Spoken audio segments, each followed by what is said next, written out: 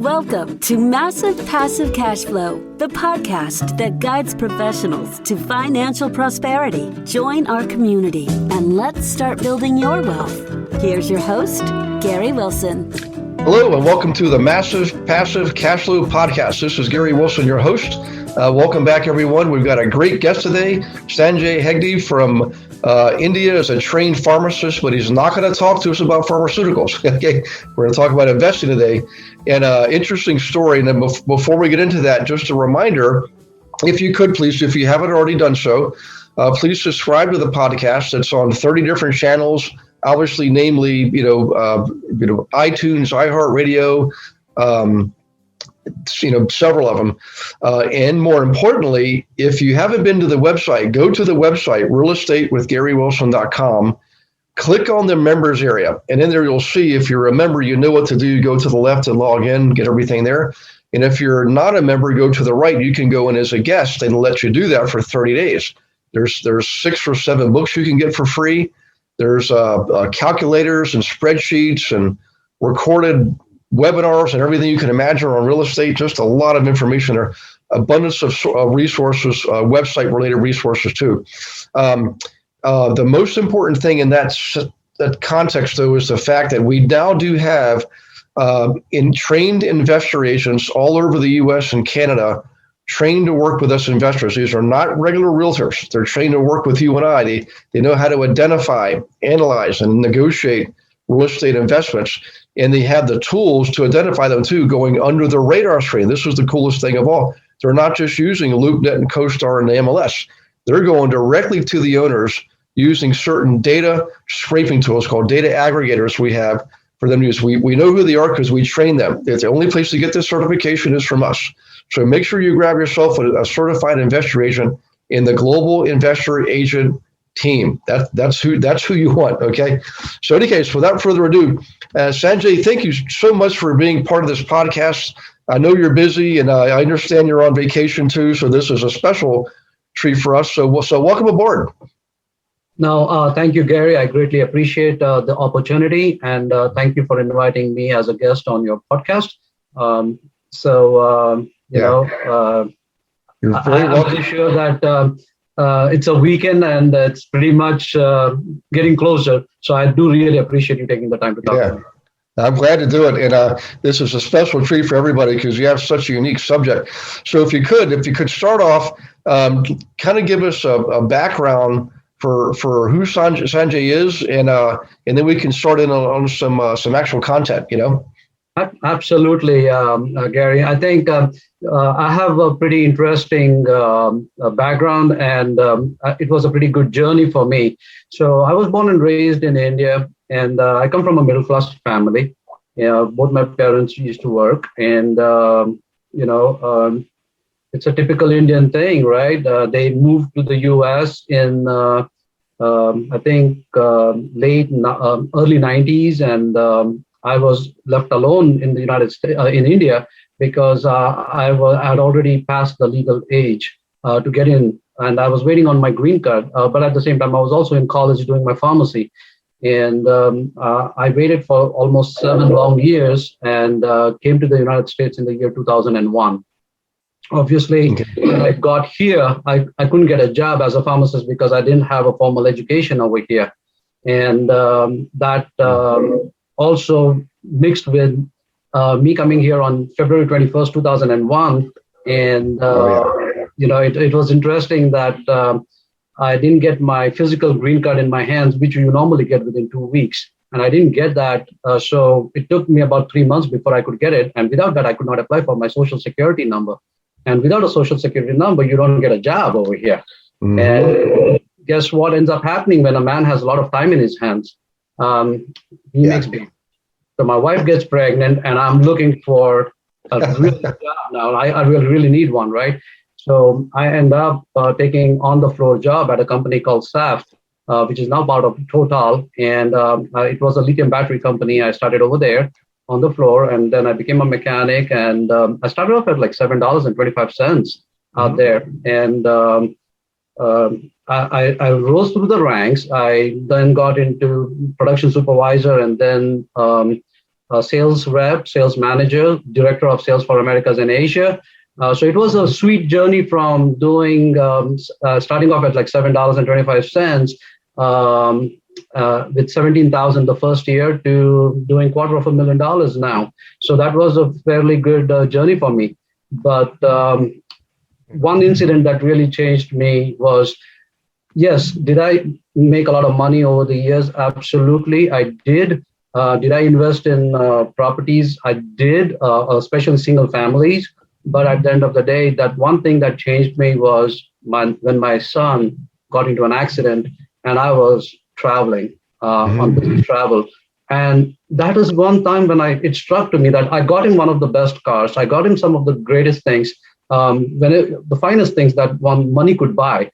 But that was one thing that I realized was, when did my son really grow that quick, right? It was like, I never got to see him. Like, I never had a chance to see him grow. And that accident, to me, it was like, man, it was good that nothing happened to him. He survived.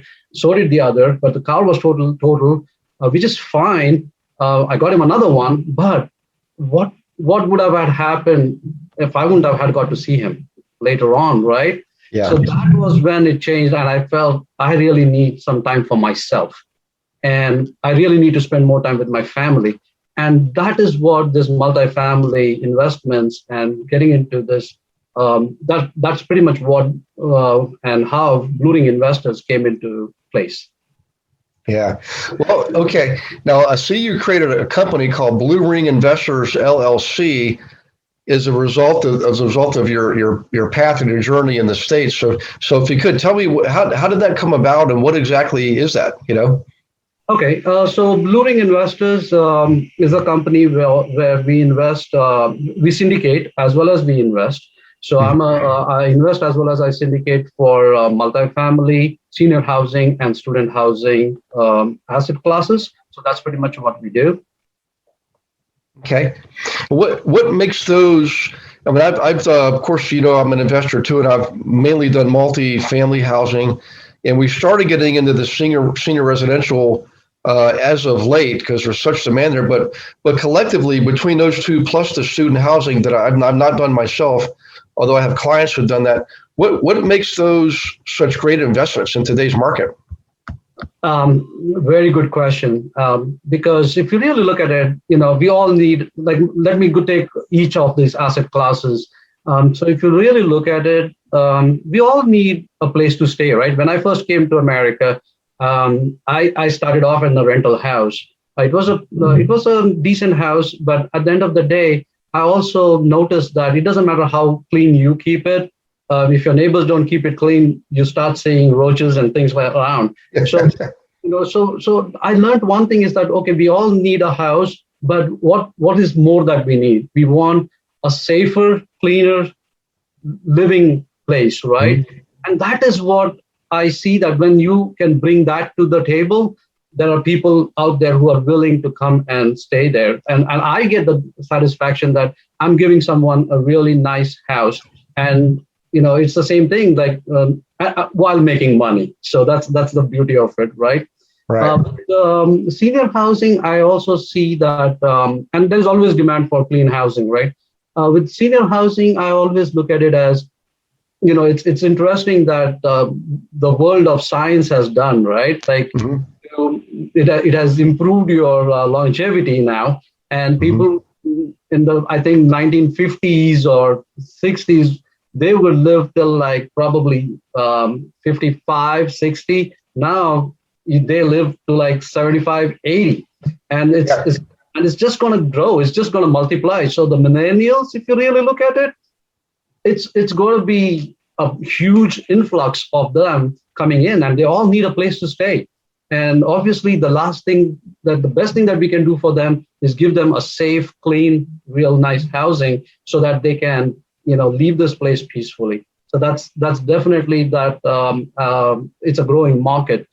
Student, obviously, we all know, we all been students, and the first year you want to live in the dorm, then you get tired of it. You really want to be outside on your own. And you want to be within the 5-mile radius so that you can definitely go to your classes and things like that. So obviously the best part about student housing is that you don't have to do as much marketing. Yeah. There are some, wherever there are colleges, you'll definitely see some nice restaurants around it, and it's a hip and happening thing that's always there. So student housing it's a good one. Yes, obviously there comes with student housing, one of the things is that the insurance is high, but it still makes up, and there's good money to be made in that. Yeah. I hope that answers your question.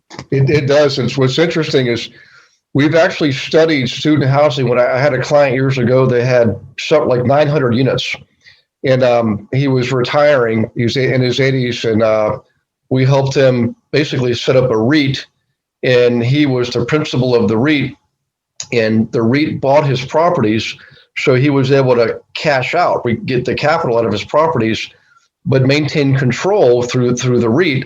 And he also, the REIT, he incorporated his property management of the units, and then the REIT contracted with the property management so he got all those fees. So, but in any case, so what we realize is this is interesting. I didn't know this. Student housing, student college and university populations actually grow during recession years. I had no idea. I thought it'd been the opposite. He said, no, it's actually during recession years, more people start going to school for some reason. So it's like it's recession proof. Now, granted, with the virus, a lot of the student housing, just like every bit of everything else, has been affected, but that's only temporary. And what we found out with senior living is that population is expected to grow by an additional 52% between now and the year 2050. Absolutely. And there's already a shortage of it, Yes. So yeah, you've got assisted living and independent living. There's different variations of that, but the numbers are staggering when you look at that. So anybody listening, just know Sanjay's done his homework, and he's picked some pretty robust market segments there. So if you don't mind, Sanjay, I'm just curious now. So I've done my own personal independent investing, and I've been part of group investing, what some people call syndication. But can you describe the difference between the two, and why would syndication be better perhaps than independent or individual investing? Absolutely. So let me put it this way. I think I started doing single families, right? So I used to put in money through my own into it. And when you're doing something which is on your own,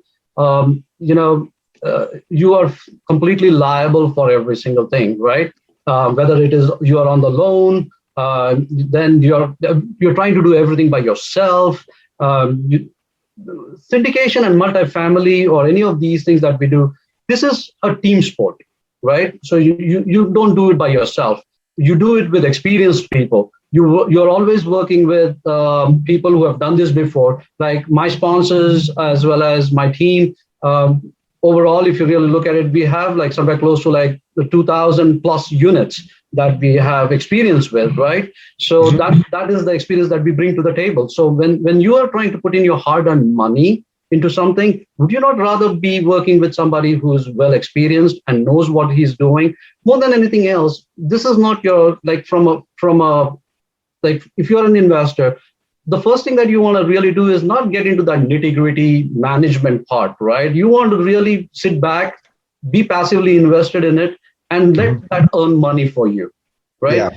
So here's what we do is when you're working as in syndication and you're partnering with us, we try to make sure that our investors come first. We want to make sure that they get to just don't have to worry about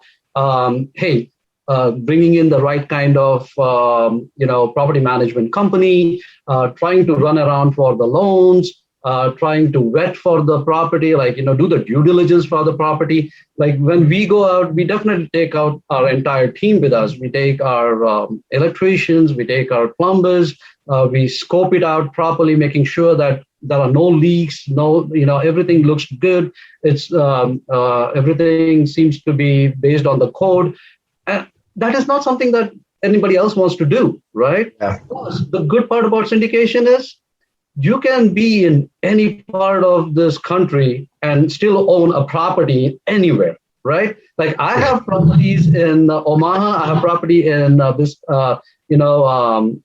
Wisconsin, and guess what? I'm still running it, right? And it's the same thing. And beauty about it is your investors, like they can actually have three different asset classes instead of having one asset class, right? Mm-hmm. Like if you are alone and you're putting money into something, that's like, okay, even if it's a 20 units or 100 unit, that's that only in that one place, which you would have probably invested $200,000 or $300,000, and you're getting, say something happens over there, you're losing money, right?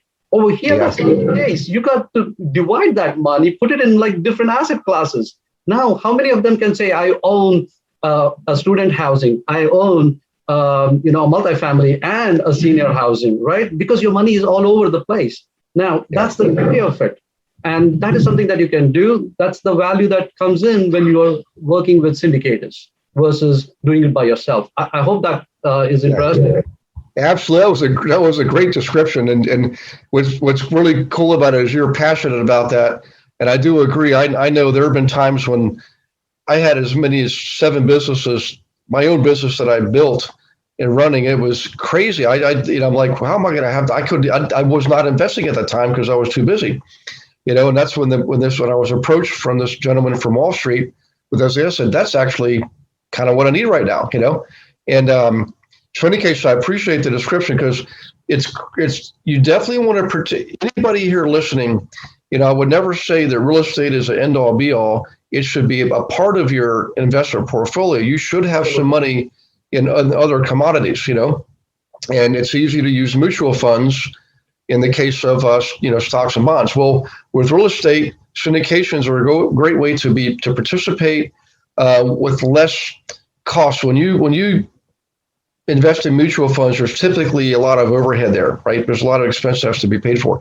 Syndications are generally leaner and less expensive, so you get greater returns.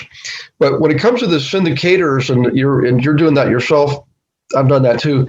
What would you say? What's the secret to locating the emerging markets? I mean, how do we know? Should we be in Wisconsin or Georgia or when we pick our funds, how do we determine which one we're going to go with based on them locating the emerging markets? Well, as I said, this is another reason why working with syndication definitely is a good idea, because when we go after markets, there's a lot of study that goes into it, right? So we look at not only we work with various real estate brokers in various states. At the same time, we are always studying the market because that's our job. That's what we do. And when we do it, we look at a whole lot of things. Like we try to see where is the job growth coming. We also look at how many new housings that's been going on. What is the median income out in those kind of areas, right? Obviously, the kind of schools that are there. So we do a complete study in terms of, when we are looking at these markets. I think the job growth is the biggest thing, right? Like when you're seeing people migrating from, say, California to Texas, we try to figure out why they are moving, right? Or they're going to Phoenix. So now these are the hot markets right now, right? So you got Texas, you got Phoenix, you got North Carolina, Georgia. These are the places that people are migrating. So the question is why? And that's constant study that we do. And we actually granulate it to through the funnel, trying to look at like, okay, why is that happening? So now that is what we bring to the table when we talk to our investors and say, hey, this is a really good market, right? This is why you should be investing in this particular thing, which something that you by yourself will not be able to do, right? Right. So that's why there's a lot of study that goes behind it. There's a lot of data resources. And I learned a long time ago, boy, the secret to success is really made up of three factors. First is you got to have the right education. Number one. Number two is you have to have the right information. And what's interesting, the right education shows you how to get and use the right information. Then the third ingredient is taking right action, and then you'll get right results. Right. And for those of us who are busy, like surgeons, for example, and dentists and chiropractors we own our own practices, or even pharmacists that have their own pharmacy. I mean, my gosh, you're already busy enough. So this is the answer. It's good to learn about it. You always want to learn about what you're investing in, but just learn enough to know that the people you're working with, the syndicators, are using the right tools. In fact, I have a great tool I'll introduce to people, Sanjay. It's called How Money Walks. It's a website. It's free, and it shows you money migration from different parts of the country and where it's leaving, where it's going to. You can get down to any state. It shows you the county level. It's an awesome website. And but that's just one factor. I mean, you also want to understand what are the zoning plans for an area. Absolutely. Right? Are they receiving any government grants? What industries are looking to move to Nashville, for example, or Atlanta? Those are all factors that need to be weighed in. And if you just don't have the bandwidth to do it yourself, guys, you need to work with somebody like Sanjay. That's the I can tell you, I greatly appreciate that, Gary, because a lot of people underestimate the power of syndication. Mm-hmm. Working with the right kind of people. They always feel that, hey, this is something that I can do, and I can do it better. But that's not truly the case. I've tried doing that myself, so I understand. Yeah, well, I tell you what, we're really uncovering some great golden nuggets here of information. I'm really enjoying this and appreciating it. Now, when it comes to the why, what we're really talking about is creating passive income. And I know a lot of dentists, for example, and one of their fears is they'll turn 65 and they are their business. It's like they're afraid of being stuck behind the chair.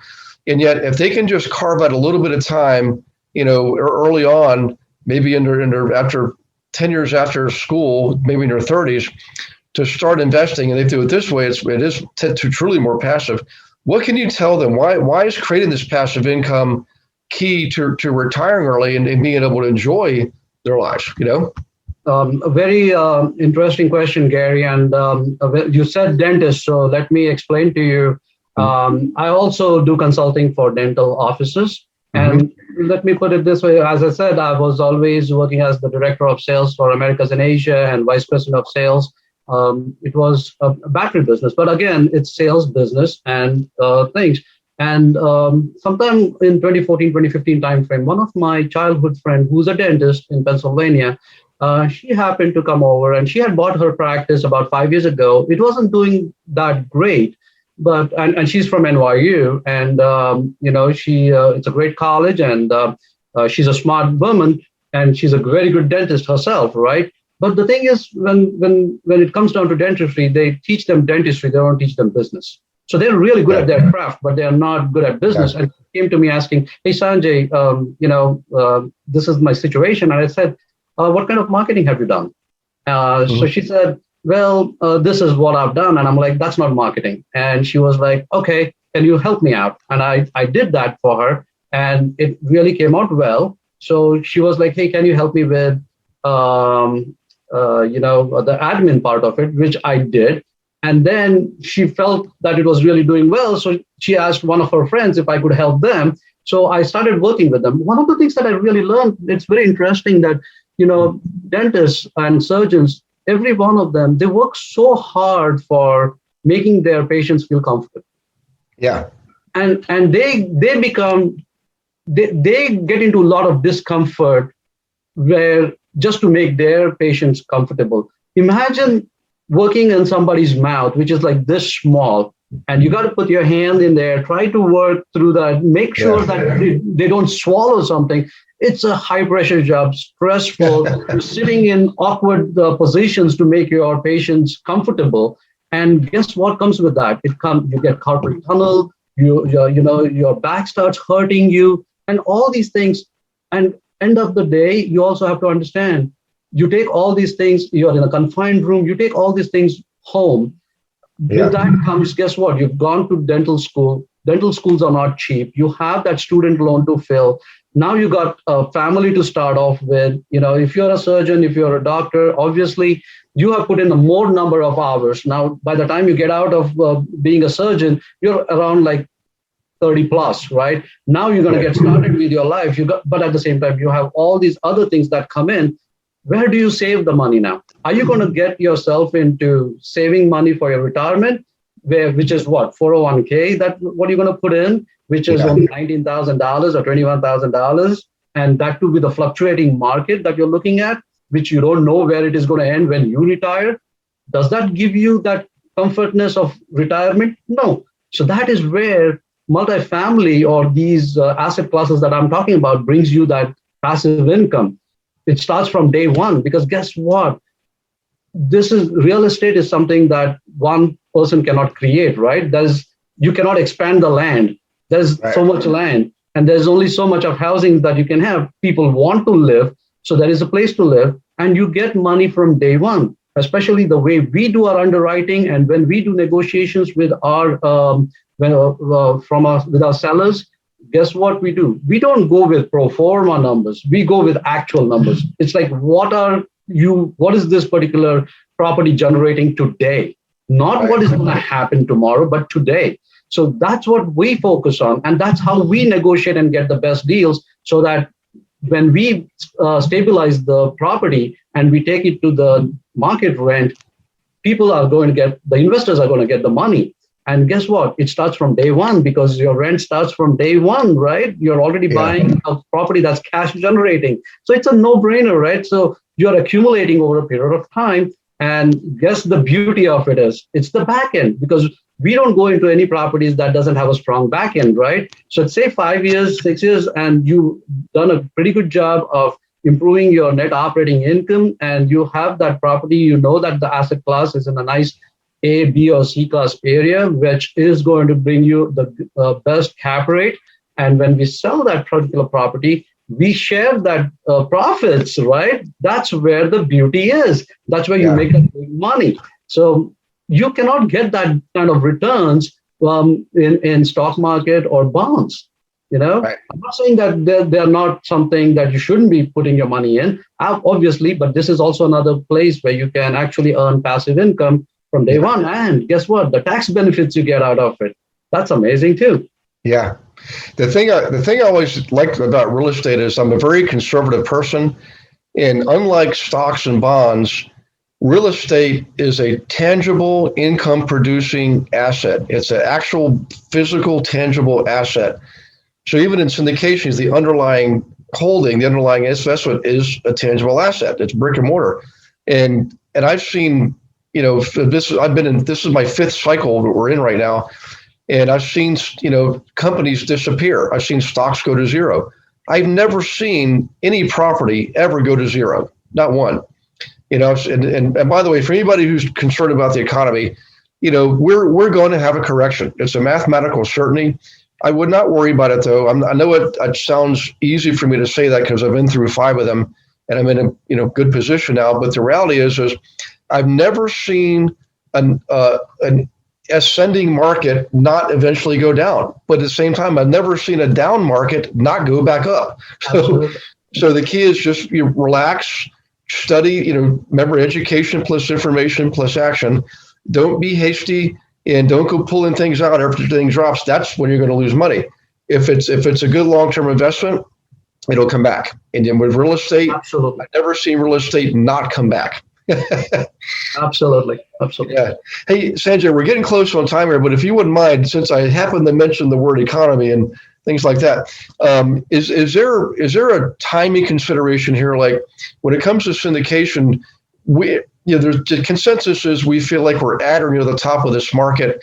Inflation's starting to take off. I mean, there's all these other factors, and there's things that we have no idea what the impact's going to be like the government printing and handing out money for free. We've never seen that before. We don't know the impact. But in your estimation, what would you suggest to people as far as timing when it comes to syndication? Do you want to do it in an up market, a down market? Does it really even matter what market it is when you're syndicating? It's a very good question. I do recognize that a lot of people are looking at these markets and getting all concerned about, hey, this is is this going to be a bubble? Are people going to lose money? See, the thing, when they talk about it, majority of the time, they're also looking at it from an angle of a single home family, right? So it's a personal thing. There is a personal emotion that's involved in it. Oh, I want a bigger house. That's why I'm going to invest. But see, this is business for us, right? So in business, you don't fall in love with the property, you fall in love with the numbers. So, so you look at the numbers, and as I said, right, when we do our underwriting, what are we looking at? We are looking at is, hey, what is the market rent? Okay, where are we right now?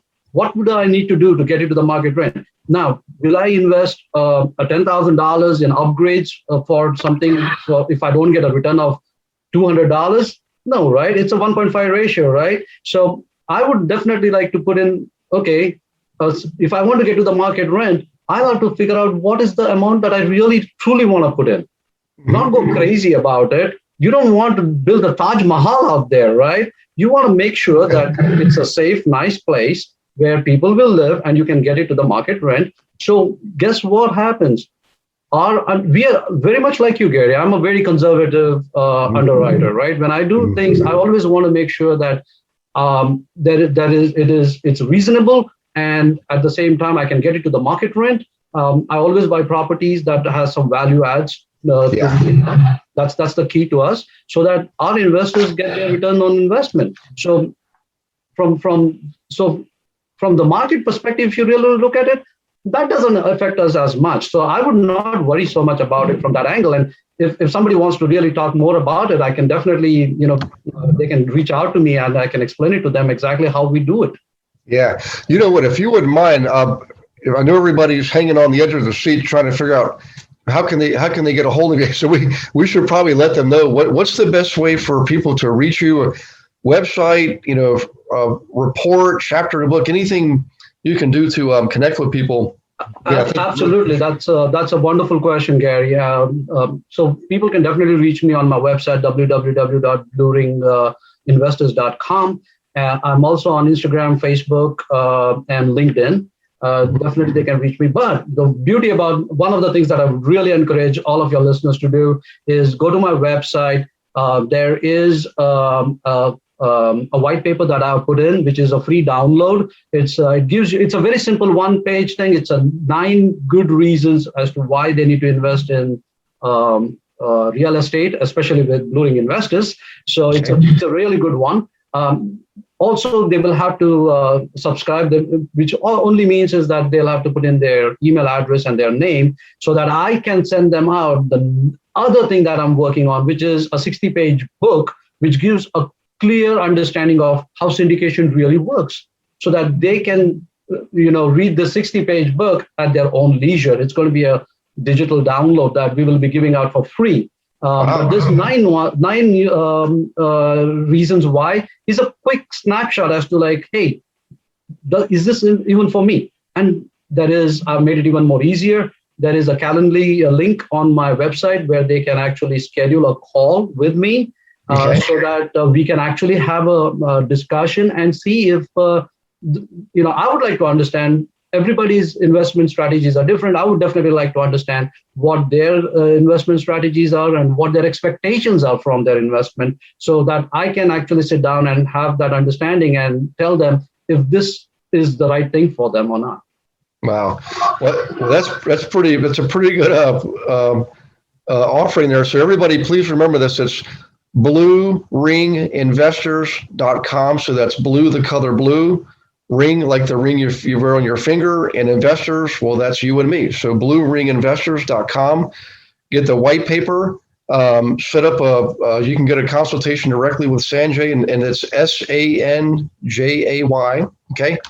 And Sanjay, I think I speak for a lot of people when I say thank you very much from the bottom of our hearts for sharing so much wisdom with us. I know you're busy, and my gosh, you're doing this while you're on vacation, and that's testament to your dedication to the people out there in the country, and we certainly appreciate that. So thank you very much.